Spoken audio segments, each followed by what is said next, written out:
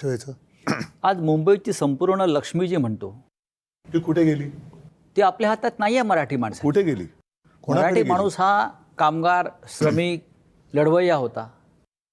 आज तो बाहेर गेला आणि संपूर्ण मुंबईची संपत्ती ही एका विशिष्ट वर्गाच्या हातात आहे आणि ती सातत्याने गुजरातला पळवण्याचा प्रयत्न होतो आहे. याचा अर्थ असा आहे की मुंबई तुमचा जमिनीचा तुकडा तुमच्याकडे राहील, संपत्ती तेच मात्र मी आमच्याकडे म्हणतोय, राहील. तेच मी म्हणतोय. ह्याच्यावरती आपण काय मला करणार? मला थोडंसं वेगळं म्हणायचंय. हां, मला फक्त एवढंच म्हणायचं की आत्ताची परिस्थिती ही तशी नाहीये. आत्ता त्यांना मुंबईचा तुकडाही हवाय. हा विषय फक्त संपत्तीचा नाहीये.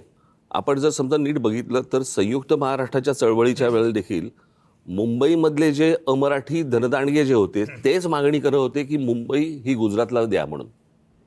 आजही तीच परिस्थिती आहे. आणि त्यावेळेला जर समजा 5 लोक असतील तर ती आज 500 लोक झाली आहेत. आणि ज्या प्रकारे मुंबईमधल्या गोष्टी ज्या आत्ता केंद्र आणि राज्यामार्फत ज्या गोष्टी केल्या जात आहेत किंवा करून घेतल्या जात आहेत, तो धोका मला सर्वाधिक वाटतोय जो ह्याच्या अगोदर फार नव्हता कधी इतका. आत्ता जे स्ट्रॅटेजिकली जी मुंबई तोडण्याचा जो प्रयत्न सुरू आहे, ज्याला आपण MMR रिजन ज्याला म्हणतोय, आणि या MMR रिजनमध्ये कोणत्या प्रकारच्या गोष्टी सुरू आहेत. अदरवाईज वाढवण बंदराला लागून वाढवणाला तिथे विमानतळ कशासाठी तुम्ही आणताय? मी त्या दिवशी माझ्या एका भाषणामध्ये मी असं म्हटलं होतं की नवी मुंबई आता विमानतळ झालंय. या आत्ताच्या मुंबईच्या विमानतळावरचा संपूर्ण कार्गो हे वाढवण तिकडे नेणार विमानतळावरती. आणि हळूहळू करत आता जी सुरुवात झालीच आहे, पण हळूहळू करत मुंबईमधलं डोमेस्टिक आणि इंटरनॅशनल हे नवी मुंबईला वळवणार. आत्ताचा विमानतळ हे अदानीकडे आहेच. आत्ताच्या विमानतळाचं जर समजा क्षेत्रफळ जर समजा तुम्ही पाहिलं तर त्याच्यामध्ये साधारणपणे कमीत कमी 50 शिवाजी पार्क मैदानं बसतील एवढं ते क्षेत्रफळ आहे. म्हणजे उद्या हे सगळं डोमेस्टिक इंटरनॅशनल नवी मुंबईला वळवायचं आणि हा परत विमानतळ आणि तो सगळा भाग परत विकायला काढायचा. हे सगळं मोदी शहा राज्यकर्ते झाल्यामुळे होतंय का? त्याच्यानंतरच झालं ना.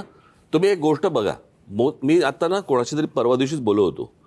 अदानी आणि अंबानी यांच्यामधला जर समजा आपल्याला फरक बघायचा असेल ना, हे बघा, हे ह्यांचे व्यवसाय करताना चोऱ्या मारा ते सगळेच करत असतात.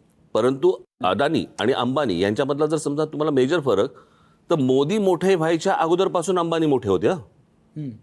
पण अदानी हा मोदी मोठे झाल्यानंतरच मोठा झालेला आहे.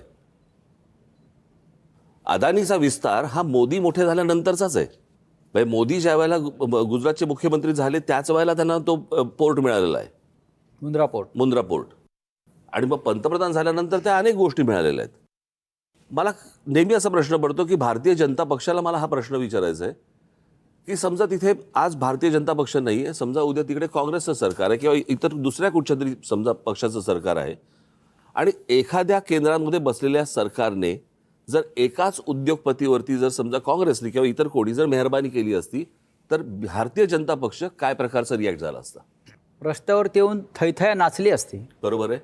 मग आज हे होताना भारतीय जनता पक्षाचे लोक हवालदिल का आहेत, गप्प का आहेत? आपल्याला का वाटतं का हवाल दिलाय? याचं कारण त्यांच्या हातात काहीच नाहीये. ही सगळी बसवलेली माणसं आहेत. कळलं का? ह्याच्यातले जे बसलेले होते त्यांना नष्ट केले गेले.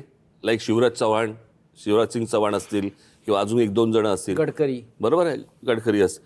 हे जे बसलेली जी माणसं आहेत ही यांना आवडत नाहीत.